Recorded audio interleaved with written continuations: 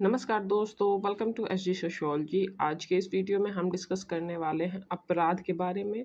और आज के इस वीडियो में हम इसके अर्थ, इसकी परिभाषा, अपराध के पीछे के कारण, उनको सुधारने के उपाय और अपराध के कौन कौन से प्रकार देखे जाते हैं, इन सब के बारे में डिस्कस करने वाले हैं। तो बहुत कुछ है आज के इस वीडियो में जानने के लिए। चलिए शुरू करते हैं आज का हमारा ये टॉपिक, अपराध। तो जैसा कि यहाँ पर लिखा हुआ है, सामाजिक दृष्टिकोण से सामाजिक मूल्यों अथवा मान्यताओं के विरुद्ध किए गए सभी प्रकार के कार्य क्या कहे जाते हैं? अपराध। मतलब जिस सोसाइटी के आप सदस्य हो वहाँ पे कुछ रूल्स, कुछ रेगुलेशन, कुछ मूल्य, कुछ मान्यताएं बनाई गई हैं जीवन जीने के लिए, जो कि उस समाज को चलाने के लिए आवश्यक थी और एक सिस्टम तैयार करती है वहाँ के लोगों को रहने के लिए। बट आप जब उन्हीं सामाजिक मूल्यों, उन्हीं मान्यताओं के विरुद्ध सब व्यवहार करोगे तो वो क्या कहलाते हैं? अपराध। परंतु जब आप बात करते हो वैधानिक दृष्टिकोण से, सामाजिक दृष्टिकोण से क्या? समाज के द्वारा बनाए गए मूल्य और मान्यताओं का उल्लंघन करना। बट जब आप वैधानिक दृष्टि से करोगे, लीगली आप देखोगे, तो अपराध क्या होता है? कानून द्वारा निषिद्ध ठहराए गए कार्य को करना क्या कहलाता है? अपराध।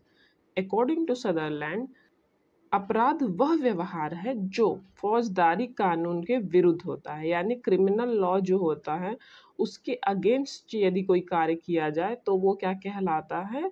अपराध। और इन्होंने ये परिभाषा अपनी famous book principles of criminology में दी है।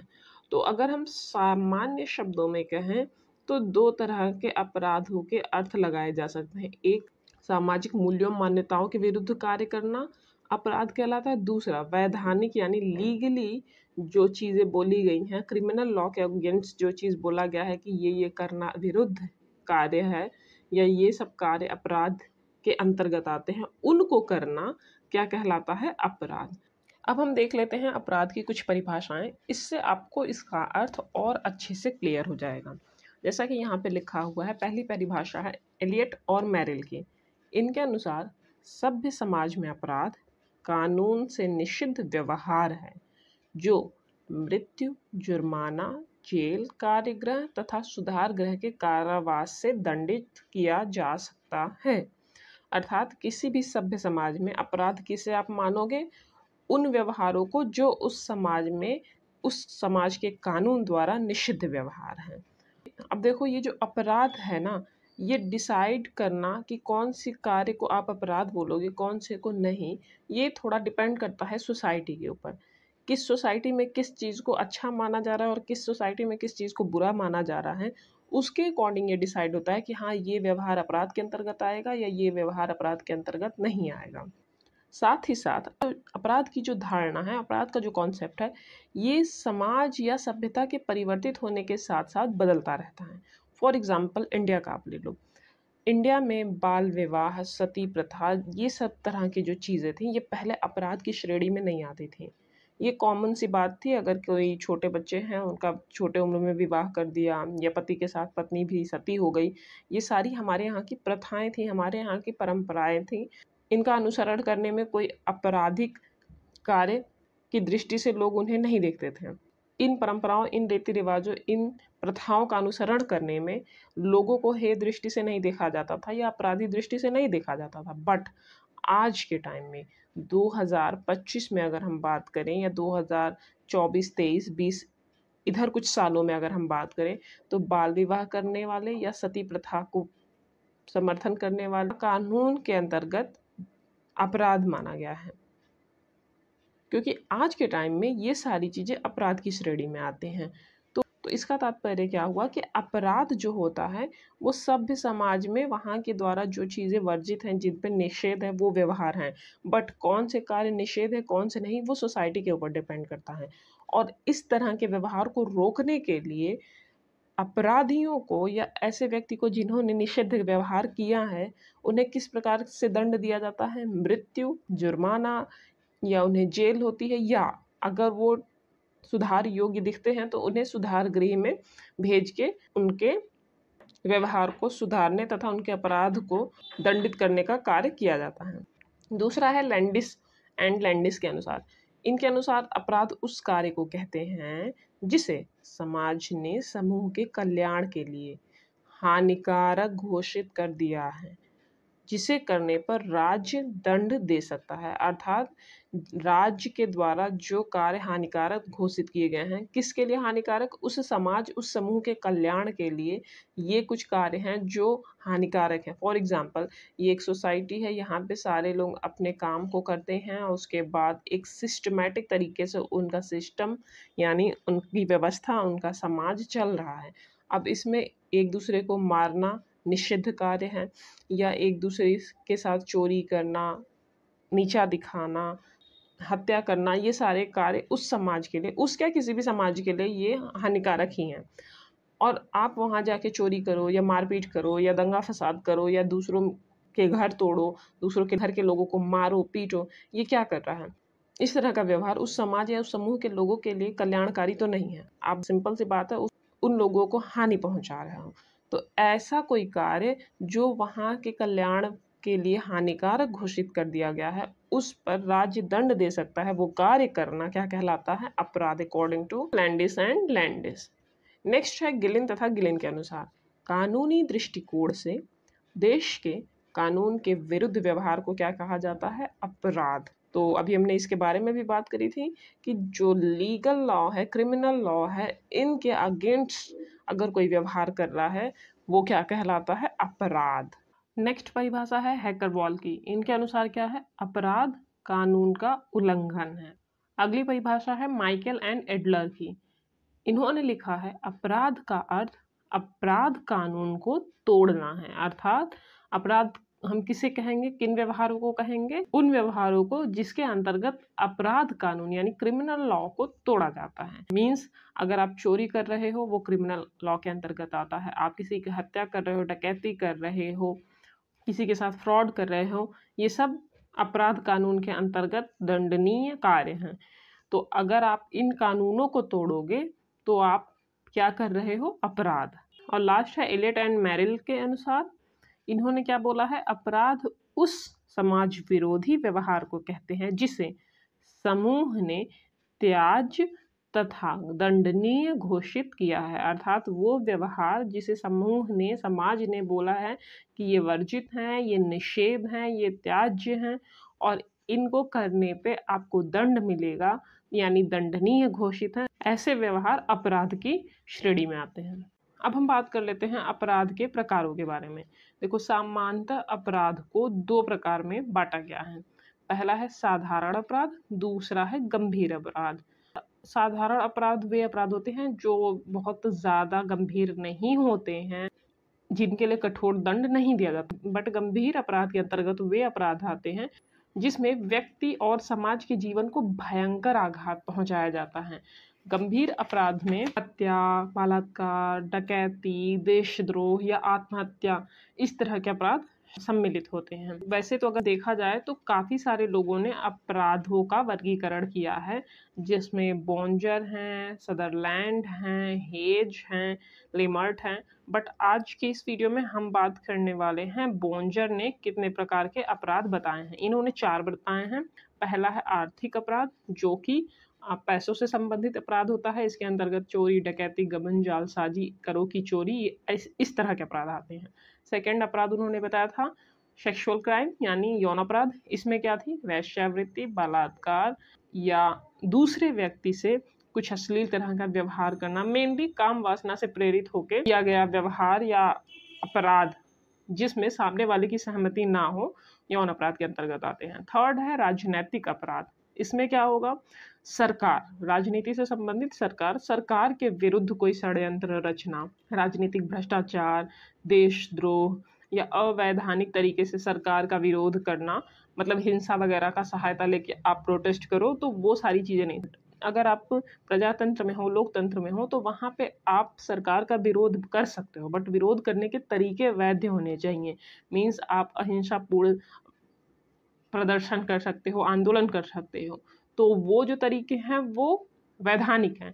बट जब आप अवैधानिक तरीके से सरकार का विरोध करो या देशद्रोह जैसे अपराध किसके अंतर्गत आते हैं? राजनीतिक। और बाकी जितने भी प्रकार के अपराध हैं उन्हें उन्होंने अन्य अपराध के अंतर्गत रखा है, जैसे सार्वजनिक संपत्ति को क्षति पहुंचाना।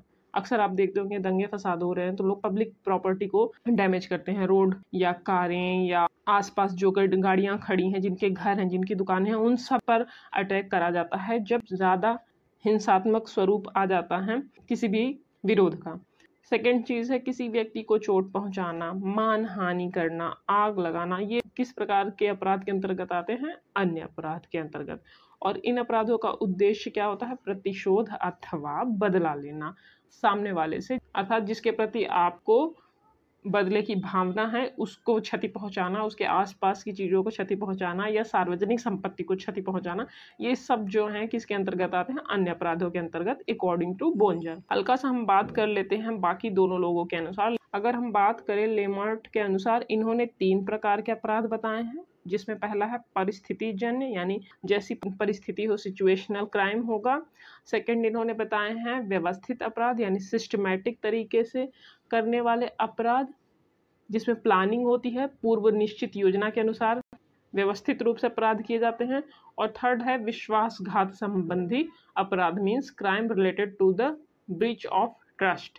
इसमें विश्वास दिलाकर अपना स्वार्थ पूरा हो जाने पे लोग विश्वासघात कर देते हैं, जैसे कि मैं तुमसे शादी करूंगा, इस चक्कर में सेक्सुअल रिलेशन बना लेना, या इतने पैसे दो मैं तुम्हें इस देश का वीजा दिलवा दूंगा, या कनाडा में तुम्हें भिजवा दूंगा। इस तरह के जो क्राइम होते हैं जिसमें आपको भरोसे में लेके फिर आपके भरोसे के साथ खेला जाता है, वो आते हैं विश्वासघात संबंधी अपराध के अंतर्गत। लेमार्ट ने 3 बताए हैं। अगर हम बात करें हेज के अनुसार, तो इन्होंने वर्गीकरण में मुख्यतः 3 प्रकार के अपराध बताए हैं। पहला है व्यवस्था के विरुद्ध अपराध, मतलब जो समाज की व्यवस्था है वहाँ पे जो रूल्स रेगुलेशन बनाए गए हैं उनके विरुद्ध कार्य करना, जैसे नशे में घूमना, उपद्रव करना, आवारागर्दी करना, ये सारे व्यवस्था के विरुद्ध अपराध आते हैं। सेकेंड है संपत्ति, जिसको बोंजर ने आर्थिक अपराध बताया था, संपत्ति के विरुद्ध, इसमें वही है गबन चोरी, टैक्स चोरी वगैरह। और थर्ड इन्होंने बताया है व्यक्ति के विरुद्ध अपराध। अब उसमें किसी भी प्रकार के अपराध व्यक्ति से संबंधित हो सकते हैं, हत्या, रेप या कोई घातक आक्रमण कर दे किसी के ऊपर, जिसमें मेनली फोकस होता है किसी इंसान को हर्ट करना फिजिकली, मेंटली। तो उस तरह के अपराध किसके अंतर्गत आते हैं? Crime against person, crime against property और क्राइम अगेंस्ट ऑर्डर। ये 3 प्रकार के इन्होंने बताए हैं हेज ने। और लेमार्ट ने बताए हैं सिचुएशनल क्राइम, सिस्टमैटिक क्राइम, और थर्ड इन्होंने क्या बताया है? ट्रस्ट, विश्वासघात संबंधी अपराध। और हमने बोंजर के अनुसार 4 प्रकार के अपराध देख लिए हैं। अब हम समझ लेते हैं कि अपराध जब कोई करता है, यानी जितने भी सोसाइटी में अपराध होते हैं उनके पीछे के कारण क्या हैं। अगर हम बात करें अपराध के पीछे के कारणों की, तो मुख्यतः 4 मोटी हेडिंग आती है। पहला है भौगोलिक कारण, दूसरा है सामाजिक कारण, तीसरा है शारीरिक या जैविक कारण, और चौथा है आर्थिक कारण। इनको और अच्छे से समझते हैं। जब हम बात करते हैं अपराध के पीछे के भौगोलिक कारण की, तो भौगोलिक कारण का तात्पर्य क्या है? अनेक जो भूगोल शास्त्री हैं उन्होंने क्या बोला है कि जो भौगोलिक दशाएं हैं वो अपराध का कारण बनती हैं। मतलब मौसम अगर चेंज हो रहा है तो उसके साथ साथ क्राइम भी चेंज होते हैं। और इनके अकॉर्डिंग क्या होता है कि जैसे जैसे टेम्परेचर जिस क्षेत्रों में बढ़ता है वहाँ पे अपराध की दर में आपको वृद्धि दिखेगी, और जहाँ पे गर्मी कम ठंडक ज़्यादा होती है वहाँ पे अपराध की संख्या आपको कम दिखेगी।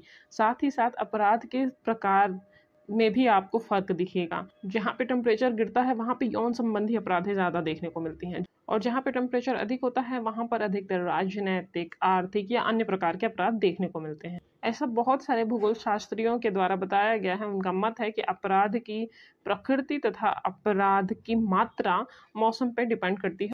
तो भौगोलिक कारण के समर्थकों का मानना है कि अपराध जो होते हैं वो मुख्यतः भौगोलिक कारणों के कारण होते हैं, या उनकी संख्याओं की अगर हम बात करें तो वो भी डिपेंड करते हैं हमारे भौगोलिक दशाओं के अनुसार, हमारी जलवायु, हमारे मौसम, हमारे टेम्परेचर के हिसाब से। सेकंड है सामाजिक कारण, जिनके वजह से अपराध होते हैं। पहला तो है सामाजिक प्रथाएं या रीति रिवाज, ये लोगों को बाध्य करते हैं। मान लो दहेज प्रथा है, इसके कारण कन्याओं की हत्या कर दी जाती है अगर उन्हें दहेज ना मिले, जैसा कि पहले बताया गया है। या बहुत सारे ऐसे फादर हैं जिन्होंने सुसाइड कर लिया है क्योंकि वो अपनी बेटी की अच्छे से शादी नहीं कर पा रहे हैं ड्यू टू डॉवरी। सामाजिक कारण में आते हैं रीति रिवाज, प्रथाएं, सांस्कृतिक संघर्ष। सांस्कृतिक संघर्ष मतलब दो विरोधी संस्कृति जब एक दूसरे के निकट आएंगे तो वहाँ पे तनाव होगा, और ऐसी स्थिति में एक दूसरे के प्रति संघर्ष, और उसमें क्या होता है, मारपीट, हत्या, इस तरह के अपराध देखने को मिलते हैं। सिनेमा सामाजिक कारण के अंतर्गत आता है। सिनेमा आप जान ही रहे हो, मनोरंजन का एक अच्छा साधन है। जो लोग एक एज हो चुकी है, जो ज़्यादा समझदार है, उन्हें पता है कब क्या कितना देखना है, उनके ऊपर तो शायद इसका कम प्रभाव पड़े, बट किशोरावस्था के बच्चों पर इसका प्रभाव काफ़ी ज़्यादा होता है। इसमें रेप सीन है या क्राइम सीन है, इन सबों को देखने के फलस्वरूप इसका बुरा प्रभाव किस पर पड़ता है, टीनेजर्स के ऊपर। नेक्स्ट है सामाजिक विघटन। सामाजिक विघटन के बारे में हमने ऑलरेडी पढ़ा हुआ है। जब सोशल कंट्रोल के साधन शिथिल पड़ जाते हैं, व्यक्ति अपने आप में कमज़ोर महसूस करता है, उसको लगता है कि भी उसने आदर्श मूल्य या नीति अपनी जीवन में बनाए थे, उस हिसाब से वो काम कर रहा है, फिर भी उसे सक्सेस नहीं मिल रही है। उसके कर्तव्य क्या हैं, उसके अकर्तव्य क्या हैं, इनके बीच में जब वो कंफ्यूज हो जाता है, ऐसी दशा में आके व्यक्ति अपराध करता है। कौन सा अपराध? आत्महत्या। हमने बात करी थी सामाजिक विघटन के फलस्वरूप व्यक्तिगत विघटन देखने को मिलता है, और व्यक्तिगत विघटन का चरम रूप क्या होता है? आत्महत्या। नेक्स्ट है समाचार पत्र। वैसे तो इसका पॉजिटिव काम है देश को सामाजिक परिस्थितियों, सामाजिक घटनाओं से अवगत कराना, बट न्यूज़ वगैरह में ये भी चीज़ें दिखाई जाती हैं कि किस तरह पुलिस ने अपराधियों को पकड़ा या किसी भी क्राइम को किस प्रकार उन्होंने कंट्रोल किया है। तो इस विधि से क्या होता है कि जो अपराधी होते हैं वो काफ़ी सतर्क हो जाते हैं। अच्छा, हमारे साथ स्टिंग ऑपरेशन हो सकता है, हमें ऐसे पकड़ा जा सकता है, वैसे पकड़ा जा सकता है, सीसीटीवी कैमरे यूज़ कर सकते हैं लोग। तो वो क्या होता है ना, इससे इन्हें सपोर्ट मिलता है ये समझने में कि हम किस प्रकार पकड़े नहीं जाएंगे। तो ये एक तरह से उन्हें सतर्क कर देता है, उन्हें आगे की प्लानिंग में हेल्प कर देता है। उन्हें किसी भी क्षेत्र, किसी भी घटना को या किसी भी क्राइम को करने से पहले पूर्व जो जानकारी है वो मिल जाती है कि वहाँ पे कितनी नाकेबंदी है, कितनी पुलिस तैनात है, कौन कौन से सेफ्टी मेजर्स सरकार द्वारा उठाए जा रहे हैं, और इन सब का फ़ायदा उठा के वो क्या करते हैं कि अपनी प्लानिंग बनाते हैं कि हाँ, हमें किस तरह करना है कि हम पकड़े ना जाएं। अगर आपने देखी होगी स्पेशल 26 करके एक मूवी आई थी, उसमें चोर क्या करते थे, पुलिस बन के जाते थे और बोलते थे कि हम इनकम टैक्स से आए हैं, और बड़े बड़े ज्वेलर्स की दुकानों पे जाके वो चोरी कर लेते थे। ठीक है, इसका आपने देखा होगा, इस मूवी को देख के कई सारे चोर जो थे उस टाइम पे, वो भी ऐसे ग्रुप बना के जाते थे, बोलते थे हम इस इनकम टैक्स से आए हैं, हमने रेड मारनी है, और फिर वो जाके बड़े बड़े ज्वेलर्स की दुकानों पे चोरी कर रहे थे। ये चीज़ उस टाइम पे काफ़ी ज़्यादा न्यूज़ में आ भी रही थी। तो ये क्या है, न्यूज़, मूवीज़, इन सब के ज़रिए क्या हो रहा है, इन्हें हेल्प मिल जाती है, इन्हें एक आइडिया मिल जाता है कि अच्छा ये चीज़ें हम कर सकते हैं, या ये प्लानिंग में हम ऐड कर सकते हैं, या इसे हम हटा सकते हैं। प्लस अगर समाज शिक्षित नहीं है, वहाँ पे अल्कोहल ड्रिंकिंग की एक जो बीमारी लग चुकी है, ये भी इंसानों को अपराध की ओर ढकेलती है। जो व्यक्ति ड्रिंक करता है, मद्यपान करता है, उसका अपने मस्तिष्क पर कंट्रोल नहीं होता, मानसिक संतुलन बिगड़ जाता है, नैतिक पतन हो जाता है, और ऐसी स्थिति में उसकी आर्थिक स्थिति भी गिरती है, और वो क्या करता है, अपराध कर बैठता है। और जब हम बात करते हैं अशिक्षा, अशिक्षा के कारण क्या होती है, बेरोजगारी। खैर अभी तो शिक्षित होने के बावजूद भी बेरोजगारी काफ़ी देखने को मिली है, बट हाँ, लोगों को पता है कि हाँ, क्या सही है क्या गलत है। अशिक्षित व्यक्ति अगर बेरोजगार है, दरिद्र है, तो उसके पास बहुत सारी समस्याएं पैदा हो जाती हैं, और ऐसे व्यक्ति अपना जीवन यापन करने के लिए, अपराधी जीवन बिताने के लिए प्रेरित हो जाते हैं। तो ये जो सामाजिक कारण है, समाज की परिस्थितियां, समाज के रीति रिवाज, समाज का माहौल जो व्यक्ति को समाज का एक सदस्य बनाता है, उसी समाज में व्याप्त कुछ कमियों के कारण व्यक्ति अपराध की ओर बढ़ते हैं। तो हमने अपराध के पीछे के सामाजिक कारणों के बारे में चर्चा कर ली है, और एक एक पॉइंट को अच्छे से डिस्कस कर लिया है कि किस प्रकार सामाजिक प्रथाएं या रीति रिवाज या सांस्कृतिक संघर्ष, सिनेमा, सामाजिक विघटन, ये सब के वजह से व्यक्ति अपराध करते हैं या उनके द्वारा अपराध हो जाते हैं। अब हम बात कर लेते हैं शारीरिक अथवा जैविक कारण के बारे में। तो जब हम बात करते हैं शारीरिक अथवा जैविक कारण के बारे में, तो वहाँ पे क्या देखा जाता है कि शारीरिक बनावट व्यक्ति की, ठीक है, या उसका जो लिंग है, अर्थात स्त्री पुरुष, जेंडर क्या है, उसकी आयु कैसी है, या अगर उसको मेंटली कोई प्रॉब्लम है, ये सारी चीज़ें कारण बनती हैं अपराध की। देखो, जैसा कि आपको पता है, मनुष्य एक सामाजिक प्राणी है, बट समाज में सारे लोग अच्छे हैं, या सारे लोग परफेक्ट हैं, या सारे लोग में कोई दोष नहीं है शारीरिक अथवा मानसिक, ये तो है नहीं। सब भिन्न-भिन्न प्रकार के लोग हैं, बहुत सारी विविधता देखने को मिलती है, ठीक? तो उसी तरह शारीरिक बनावट की अगर आप बात करो, तो कोई लंबा है, कोई छोटा है, कोई गोरा है, कोई काला है, किसी की कोई कमी है, किसी में कोई चीज़ बेस्ट है, तो ये सारी चीज़ें आपको देखने को मिलती हैं। बट अगर किसी के अंदर कोई कमी है या किसी अंग का या मस्तिष्क का पूर्ण रूप से विकास ना हो पाए या किसी दुर्घटनावश उसके किसी अंग को क्षति पहुंच जाए, ऐसी स्थिति में वो सामान्य व्यक्ति की तुलना में थोड़ा-सा अलग हो जाता है। और ऐसे में क्या होता है कि समाज के कुछ सदस्य, जिनकी आदत होती है दूसरों का मज़ाक उड़ाना, दूसरों की हँसी उड़ाना, उनकी कमियों को लेके उन्हें टारगेट करना ताकि वो अपनी कमी छिपा सके, वो आगे नहीं बढ़ पा रहे हैं या उनमें सारे गुण होते हुए कोई शारीरिक क्षति ना होने के बावजूद भी वो आगे नहीं बढ़ पा रहे हैं। ऐसी स्थिति में वो अपने से जो कमज़ोर वर्ग हैं या अपने से जो कम है या जिसके अंदर कोई कमी है, उसको उस पॉइंट को लेके टारगेट करते हैं, उनका मज़ाक उड़ाते हैं कि अरे यार तू तो ये है, तू तो वो है। तो वो क्या करते हैं, सामान्य से व्यक्ति के मन में भी घृणा की भावना उत्पन्न करते हैं। फॉर एग्ज़ाम्पल ये एक लड़का है, ठीक है? और ये बाकी उसके फ्रेंड सर्कल में लोग हैं, ठीक है? इसमें मान लो पैरों में कोई दिक्कत है या वो प्रॉपरली चल नहीं पा रहा है। कुछ लोग, ऐसा नहीं है कि सारे, इसके क्लास के कुछ लोग अगर इसकी हँसी उड़ाएँ कि तुम्हारे तो पैर नहीं सही हैं या तू ऐसा है, तू वैसा है, तू लंगड़ा है, तो ज़रूरी नहीं है कि वो इंसान, वो बच्चा इतना स्ट्रॉन्ग हो कि वो इन सारे बातों को, इन सारी बुलिंग को झेल पाए। और अगर वो झेल गया तब तो ठीक है, फिर वो कोई गलत कदम नहीं उठाएगा। बट अगर किसी को ये बातें बुरी लग गई या इस बच्चे को ये बात बुरी लग गई कि ये मुझे लंगड़ा बोल रहा है, तो मैं इसकी भी टाँग तोड़ूँगा और इसे भी लंगड़ा बनाऊँगा। ऐसी स्थिति में क्या होगा कि ये एक तरह से अपराध की ओर बढ़ रहा है। तो ऐसे ही शारीरिक अथवा मानसिक दोष अथवा लिंग, यानी स्त्री है या पुरुष है, लड़की है तो बस घर चलाएगी या आगे बढ़ नहीं सकती, पुरुष हैं तो हमेशा हक है, या आप बहुत छोटे हो, आप इस चीज़ को नहीं कर सकते, छोटी सोच, छोटी आयु, इस तरह की जो चीज़ें होती हैं, इस तरह की बातें भी व्यक्ति को अपराध की ओर जाने के लिए प्रेरित करती हैं। और साथ ही साथ अगर किसी में कोई कमी है, तो उसमें खुद में ये हीन भावना आती है कि मैं इतना सक्षम नहीं हूँ, मुझ में इतनी योग्यता नहीं है, मैं सबसे कम हूँ, मुझे सोसाइटी एक्सेप्ट नहीं करेगी, और अपनी शारीरिक या मानसिक दोष के कारण वो कुंठाग्रस्त हो जाते हैं, तनावग्रस्त हो जाते हैं, उनकी मानसिक जो स्थिति है, जो सकारात्मक विचारधारा है, वो बिल्कुल बिगड़ जाती है और वो क्या करने लगते हैं, अपराध। यानी अगर किसी ने मुझे बुरा बोला है तो मैं उसे बुरा बोलूँगा, अगर किसी ने मुझे कहा है कि तुम्हारे अंदर ये कमी है। आप देखते होंगे प्रेमी आशिक, जिन्हें अगर कोई लड़की रिजेक्ट कर देती है तो उन्हें कैसे उन्होंने रिजेक्ट कर दिया, उनके मुँह पे तेजाब फेंक दो। तो ये क्या है, बदले की भावना। और कई केसेज़ में देखा गया है कि शारीरिक अथवा जैविक कारण रहे हैं अपराध के पीछे के। नेक्स्ट हम बात कर लेते हैं आर्थिक कारण। आर्थिक यानी अर्थ से संबंधित, मतलब व्यापार चक्र या निर्धनता और बेकारी या निवास स्थान की कमी, ये सारे कुछ पॉइंट्स हैं जिनके कारण अपराध देखने को मिलते हैं। अगर किसी को अपने व्यापार में कोई लॉस हो रहा है, व्यापार में क्या है, आप इन्वेस्टमेंट करो, प्रॉफिट हुआ, फिर आप अपने प्रॉफिट का इन्वेस्टमेंट करोगे अपने ही बिज़नेस में, फिर वो प्रॉफिट देगा, ऐसे-ऐसे व्यापार चल रहा है।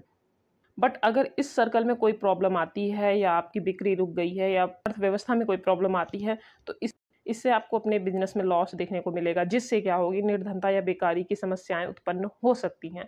फॉर एग्जांपल अगर कोविड का आप देख लो, वहाँ पे कई सारे ऐसे व्यापारी थे जिन्हें बहुत ज़्यादा लॉस हुआ था या उनका अपना खुद का बिजनेस ठप हो गया था।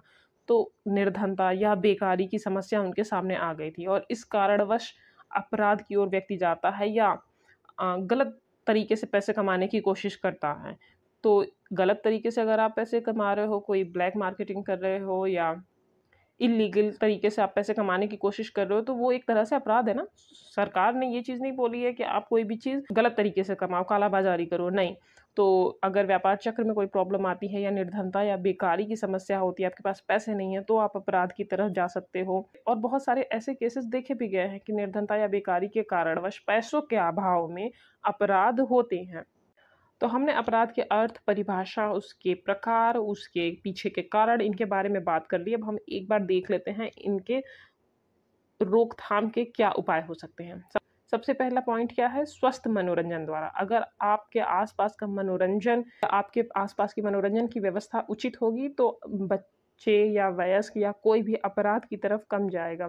दूसरी चीज़ है गंदी बस्तियों में सुधार की आवश्यकता है। गंदी बस्तियों से माहौल ऐसे होते हैं कि बच्चों का पूर्ण रूप से विकास नहीं हो सकता। शारीरिक, बौद्धिक, मानसिक इस तरह के विकास में क्षति पहुँचती है जिसके परिणामस्वरूप बच्चे अपराध की ओर जाते हैं।